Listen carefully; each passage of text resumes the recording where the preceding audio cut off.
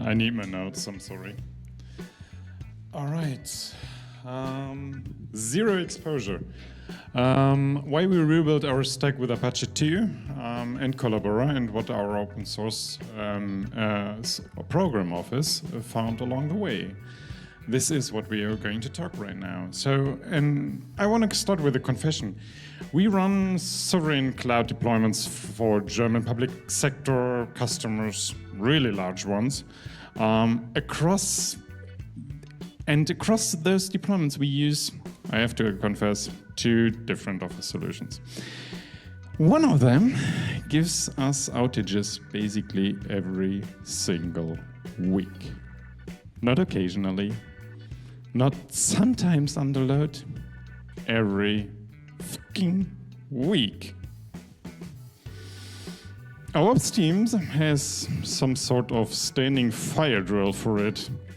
Expect the building actually is on fire.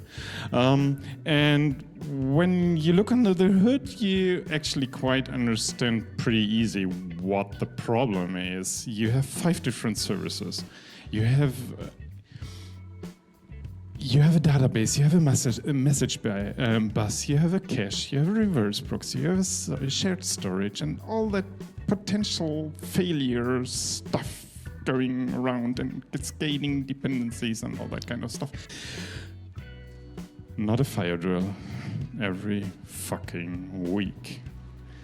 On the other side, we have an office solution which runs a quarter without any single outage. Well, you had Collabora cool days, and I think you can do the math. And the question is not which suite is more reliable. That's obvious. The question is, how did we end up running both, and what made us finally build an organizational layer to ensure that this is not going to happen again? And when I see the page, I'm going to wrap up a little bit. So we, for those who haven't paid attention, I mean, I hope everybody did, but we have seen that the online collaborating market had kind of disrupted. No, I detonated actually, and someone apparently took someone else's code and actually called it a sovereign European initiative. It's like taking a car and taking the engine out and saying, it's mine. And when the license doesn't comply with that, that's sort of a problem, right? And when then the other vendor says, that's theft what you're doing, it's kind of bringing a problem to the end customers. And the problem for the end customers is actually quite heavy, because when we look at what happened over Europe, when we look at to AGPL and the claim in paragraph 7, it's quite interesting. In 2024, Orange, the French telecom provider, had been charged 800K by court because of damages of AGPL. And the funny thing is, it's not the provider who sold this problem to Orange. It was Orange as the final customer who was responsible for this license issue. We have a similar thing happened in 2013 in Germany, and there the verdict actually says something very easy, and I want to quote it. My vendor told me it was fine. Is not a legal claim, right? It was the problem of the end customer. So let's quickly look into the vendor, the customer's perspective.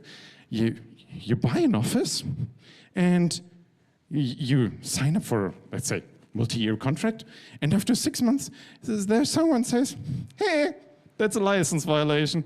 And now, kind of shitty, right? Because 800K, And so why am I telling you that? Because we are going to introduce on the 5th of May our open source program office. And what the open source program office actually does is it ensures that those liabilities doesn't end up at the customer. Because an open source program office ensures that 108 repos are ending up in the same legal framework. It ensures that we run compliant on all the other stuff. It ensures that we have enough cadence to work with our partners and our community to do changes. And it also brings some MCP because just it's cool. So I promised something, and I promised to tell you why we ended up to host actually 2 solutions. And we have to go a little bit back in time. And in 2022, for instance, there are other dates in time where we could also look at. In 2022, there were real feature gaps between Collabora and other solutions. And there was a compatibility gap, and the customer didn't notice. They said, yeah, it looks odd, and yeah, you know, customers.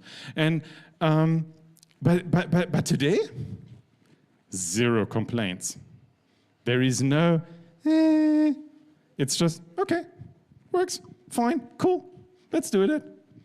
So, can we call that legacy? Can we agree that running 2 Office solutions is legacy? Yeah, we can, right? Cool. So, this is, you did a great job. Give yourself some applause to make this actually legacy. Come on.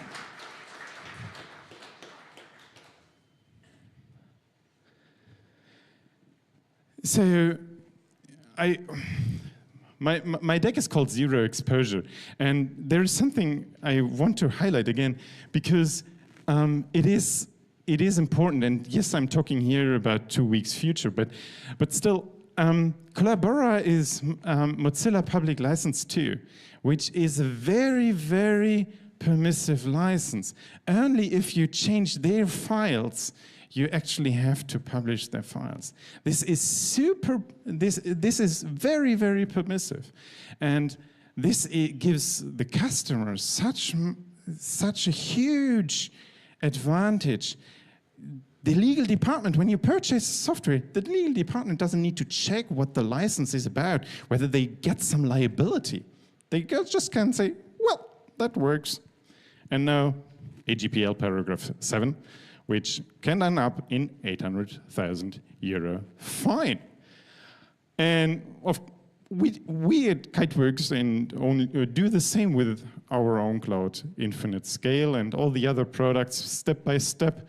We will get it to the customer in a permissive license way in the Apache 2 license.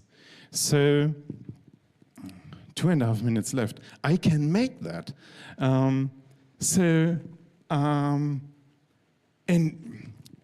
I mean, I don't need to, but the other thing I really want to highlight here, and again, because you do such an amazing job, in other solutions, I can, for instance, bypass the view-only permission just with pressing one single button, because the view permission is enforced on the client.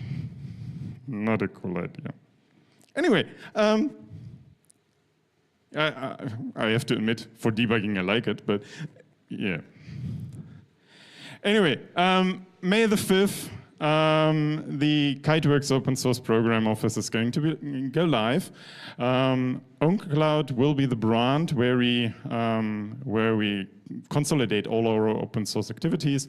Not only the open source activities around ownCloud, also the other products we are going to open source over the next years. And we will put manifestos, policies, frameworks around it.